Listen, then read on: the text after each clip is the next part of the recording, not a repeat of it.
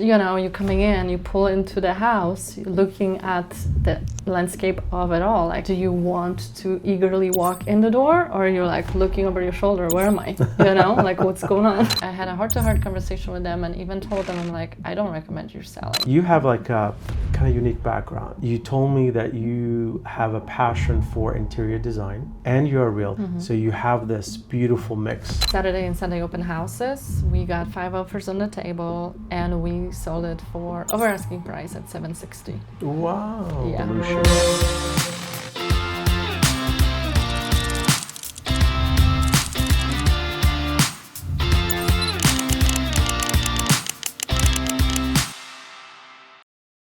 From 745 to 760. That's an additional 15K right there. Yeah, I had many agents call because they see the history of properties and they're like, how can you sell it at this much? But you essentially bought it for less than 700. I'm like, well, that's where strategies come in and good negotiations on both parts. So good. I could do it, for the sellers and I could do it for the buyers. That's a high five for you, by the way. Thank you.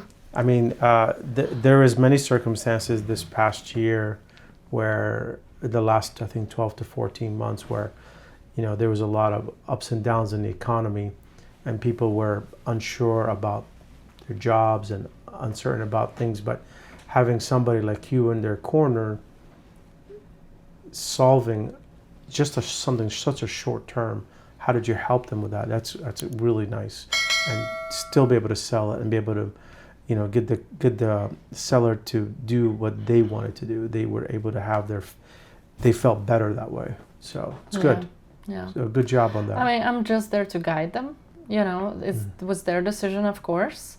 And that's how I handle all my clients. I educate them. I know the rules and regulations, and I'll tell them. I'm also honest with them. Like, I don't want to tell them. You have to be. I don't want to tell them what they want to think. I want to tell them what it is and then let them evaluate and make the decision. Excellent. Yeah. Love that. You mentioned something a few minutes ago about your partners that you pick. I'm going to ask you, how do you pick your partners? Is the first question. How do you pick? Well, there's many, of course, in this area, and everybody, I don't want to say everybody, but people do fight for your business, right? Yes. And, but what I find is the ones that at least work for me is the ones that are consistent, transparent, and communication is my number one. Like, absolutely, they need to be communicative. This is a customer service business. Yeah. If you're not communicating, something's off. Right, but you will be maybe not surprised. I don't know, but you wouldn't believe how many just dropped the ball. Yes, I do believe from that. all kinds of aspects. Not just real estate, design, and all, and just like Yeah, I do believe it. It is personalities at the end of the day.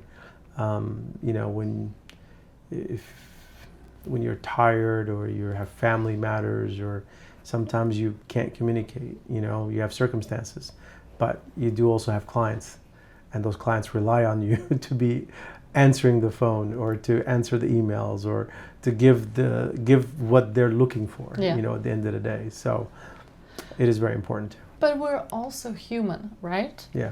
And if we communicate, even if you have something going on with your family, you can tell me, listen, I am not going to get back to you tonight. Yes. You will receive my answer tomorrow. That's communication. That's fine. I don't need you to be on my beck and call and like constantly, pecking at me. No, that's not what I need. I just need answers, and I want to tell the clients when the answers are going to come. Perfect.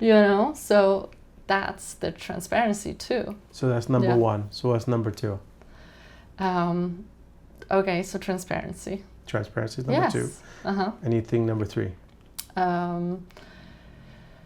What did I just say before? I said communication, transparency, and then I said something and I don't know. Good smile. I don't know. It was in the beginning. Shoot. What's number 3? It'll come to you. Yeah, It'll come to you. But the most important 2 pieces, you said it right there. Yeah. So that's great. Yeah. Now, when people are trying to get your business, how do you validate that they're able to do what you want them to do? For example, a loan officer. How do you pick a loan officer? How do you pick a title person? How do you pick a construction company? How do you pick those types of people that makes them qualified? Mm-hmm. So that is where transparency comes through for me, at least, Mm-hmm. right? Are you putting the money where your mouth is? Like, is that where you know, if you tell me that you're gonna do this, is this actually?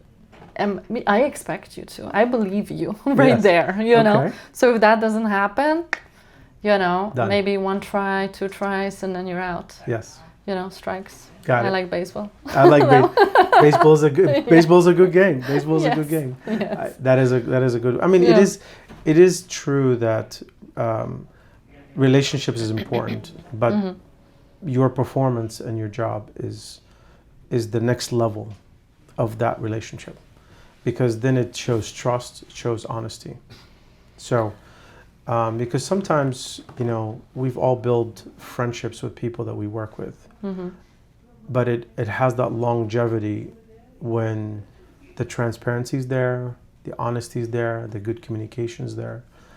You know, it doesn't take us 6 hours to respond. It doesn't take us, you know, it doesn't take a million questions to figure out what the answer is. You know, just give it to me, yes or no. Got it. Yep.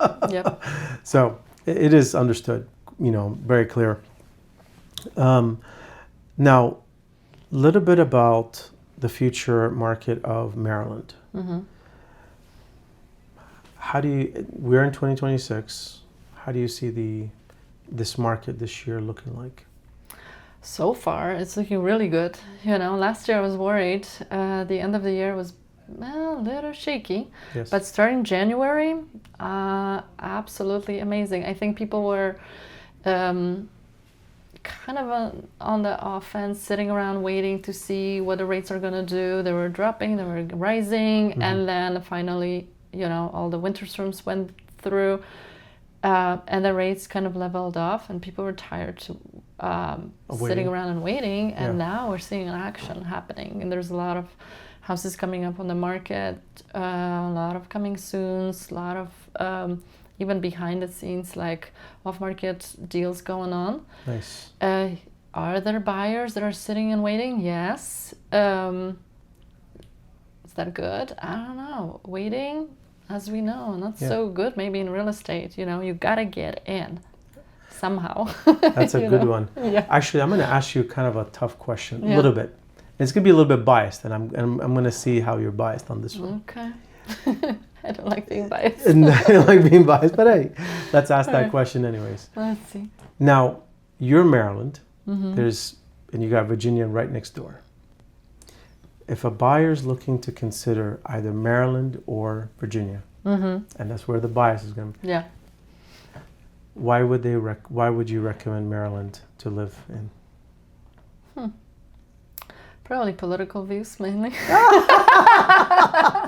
Okay, hey. I mean, that's what I heard so much, you know. Heard? Yeah. Okay. From like answers from my clients, yeah. Okay. And also, again, it's all location. So if Yeah. your job takes you, you know, there's a lot of laboratories, there are a lot of research companies in Yes. Maryland. Good job market. Yes. Proximity to places. I mean, Virginia has its own beauty too. Yes. I don't discriminate against that, but yeah. You're not biased, but I do like Maryland. Yes. Yes. Okay. Yeah. Okay. Yeah. All right. Good. So the job market, you Mm-hmm. know, there's a certain aspects about Maryland that makes it easier for home buying. You Yeah. know. A lot of great programs for first-time home buyers in Maryland. Mm-hmm. And yeah, it's a nice, cute little small state that It's being forgotten, maybe. Yeah. I remember when I was first moving to the States, and I moved to Chevy Chase from Poland. Okay. And literally looking in the map back in the day, in '99, you didn't have like Google Maps, you know, you couldn't zoom in to see where Chevy Chase is. I was like, I can't even find Chevy Chase. Where is this? Is it a village? I know. Is it a village on the map? So, yeah, but there's so many beautiful, unique spots and beautiful places. Yeah. Nice. Well, that's a good reason right there. Mm-hmm. That's a good reason. Last question. If a brand new real estate agent wants to, or a new agent or somebody wants to get in to become a real estate agent, what would you tell them today if they want to get in? What would you recommend? How would you advise them? Well, first of all, I was asked why. Like, what's the reason why you want to be in real estate? Yes. There's more realtors in America now that are lawyers. Oh my goodness. Yes. So if you actually research that, it is crazy how many it's easy to get a realtor license, right? Not so easy to really stick around in a business. So that's where your self-discipline comes in, and willingness to work and be consistent, right? So I would ask that person, if you are willing and you're going to be putting the time and consistency into it, then yes, you're going to become successful. And real estate is great just because, I mean, real estate and the stock market, right? Two most amazing things you can invest in your life to become rich. Yes. Or at least wealthy and develop some sort of wealth based of what you want to live like, right? Yes. How you want to live like.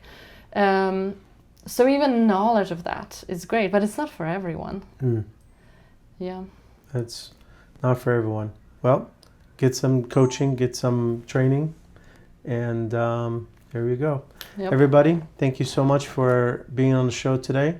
We had Emelia here. She is a great guest that we got to know about her, and you know, she's the Maryland girl.